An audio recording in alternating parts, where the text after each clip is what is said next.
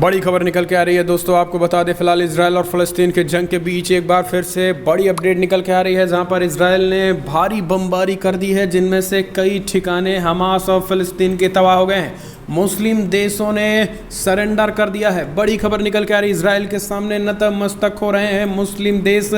लिया बड़ा फैसला। बड़ी खबर निकल के आ रही है, लेबनान लगातार रॉकेट, लेबनान से अब लेबनान मुस्लिम देश रॉकेट हमले कर रहा है।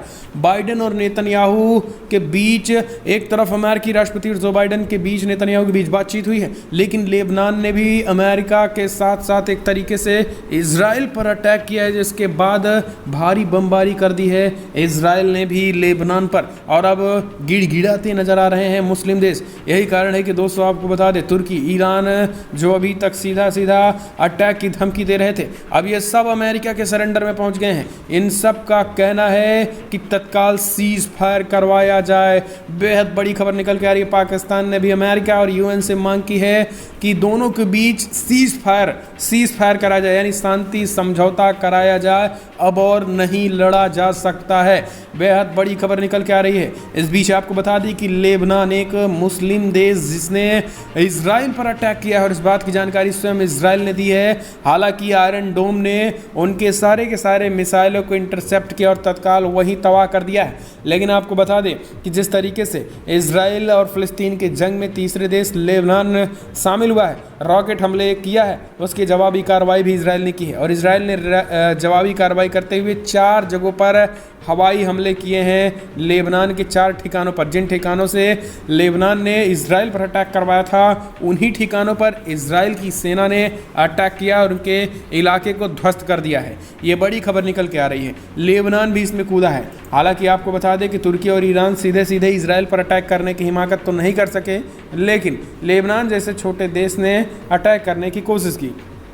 इस बीच जो बड़ी खबर निकल के आ रही है, आपको बता दें कि इजराइल और फ़लस्तीन की इस टकराहट के बीच लेबनान ने आर पार का ऐलान तो किया, लेकिन फ़लस्तीन और इजराइल ने उसका करारा जवाब दिया है।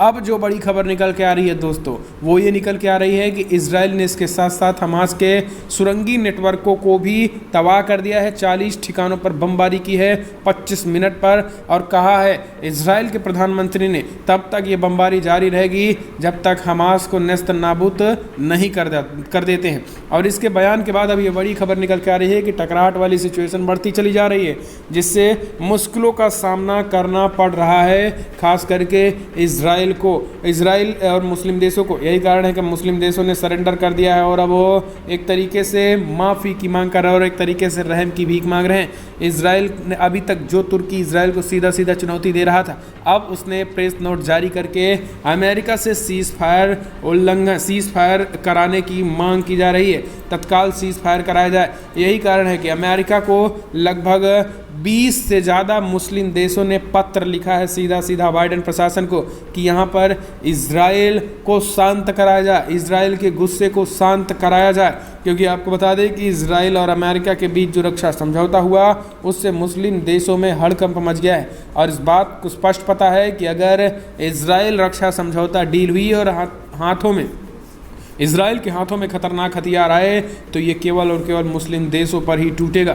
और यही कारण है कि अब मुस्लिम देश इजराइल को लेकर अमेरिका को पत्र लिख रहे हैं कि भैया अब शांति समझौता करा दो, अब आगे युद्ध नहीं चाहते हैं। और यही कारण है कि अब अमेरिका ने भी बयान जारी करके बाइडेन ने नेतन्याहू से बातचीत की और कहा तत्काल जल्द से जल्द सीज फायर की तरफ कदम बढ़ाएं। इसके साथ ही अमेरिका पर भी दबाव बना है। अमेरिका डेमोक्रेटिक पार्टी के कई सांसद ऐसे हैं जो फ़लस्तीन के मुद्दे पर अमेरिकी सरकार की आलोचना कर रहे हैं। देश के कुछ सांसदों ने भी बाइडेन एडमिनिस्ट्रेशन से कहा था कि फिलहाल वे इस जंग को रोकने के लिए जल्द कदम उठाएं। इसके बाद बाइडेन ने इजरायली प्रधानमंत्री नेतन्याहू से फ़ोन पर बातचीत भी की है।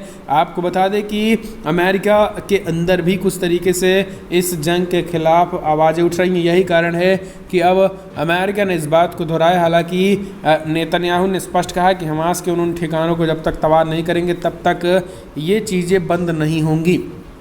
तो इजराइल ने भी क्लियर कर दिया और मुस्लिम देश भी लगातार सरेंडर हो गए हैं। ईरान से लेकर तमाम तुर्की लगातार फ़लस्तीन को भड़काने में लगे थे, परमाणु हथियार देने की बात कर रहे थे, मिसाइल लगातार दे रहे थे, पिछले दरवाजे से फ़लस्तीन और आतंकी संगठन हमास की खूब मदद कर रहे थे।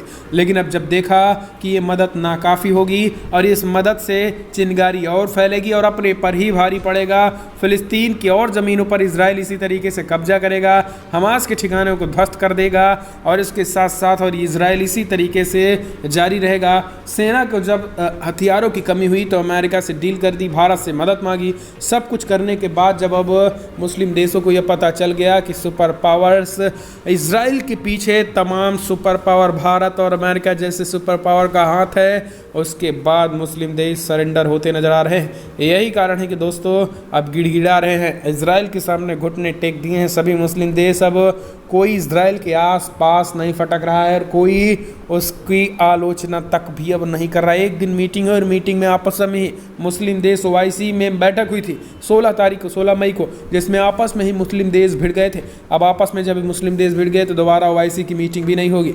एक तरफ खाड़ी देशों में अभी भी एकता नहीं है, खाड़ी देश अभी ईरान के पीछे पड़े हैं, तो वहीं तुर्की खाड़ी देशों के पीछे पड़ा है और ईरान खाड़ी देशों के पीछे पड़ा है, तो खाड़ी देश आपस में ही टकराट हैं। तो मुस्लिम देशों में एकता न होने की वजह से इजराइल को सीधा सीधा फ़ायदा मिल रहा है। यही कारण है कि इजराइल ने एक तरीके से बड़े पैमाने पर अटैक की सिचुएशन पैदा कर दी है और इजराइल ने आर पार का ऐलान भी कर दिया है।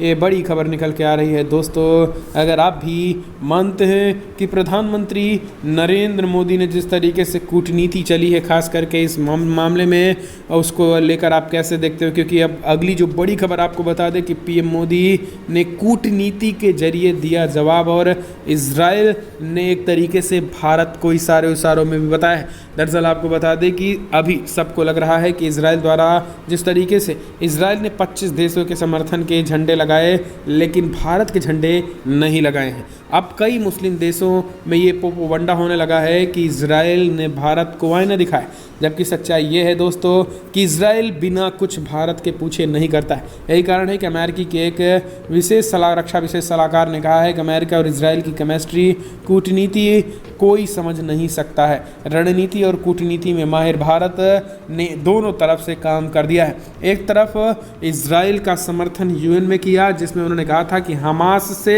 गाजा से इजराइल पर हो रहे अटैक की निंदा कर दी है, जिसमें कूटनीति की चाल चली और एक रणनीति के साथ मुस्लिम देशों को घेर भी लिया। तो वहीं दूसरी तरफ खुलकर इजराइल के साथ ना कर अपनी रणनीति भी कामयाब की और खाड़ी देशों में जो चल रहे 120 बिलियन डॉलर के व्यापार समझौते पर उन्होंने एक तरीके से मुहर लगाई है।